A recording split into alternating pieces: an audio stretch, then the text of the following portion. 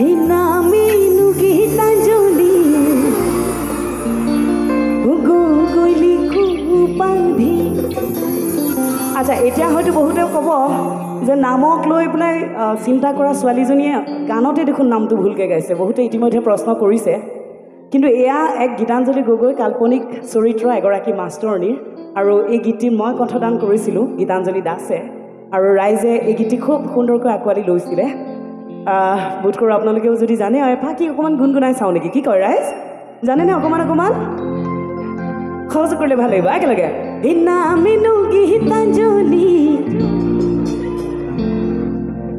School নগামাতি, এই গাঁৱিনো ৰঙা গৰা, জিলা আমাৰ ডিব্ৰুগড়। বৰ ধুনীয়া, বৰ ধুনীয়া মাতবোৰ। আৰু অকণমান ডাঙৰকৈ শুনা পাম বুলি ভাবিছোঁ মই সকলোৰে দেই। পিছে আমি বৰ্তমান কোন জিলাত উপস্থিত আছোঁ? এতিয়া নিজৰ জিলাখনৰ নামটো গালে আৰু ভাল লাগিব, হয়নে বাৰু? আৰু কি বুলি গামনো? জিলা আমাৰ যোৰহাট অসম।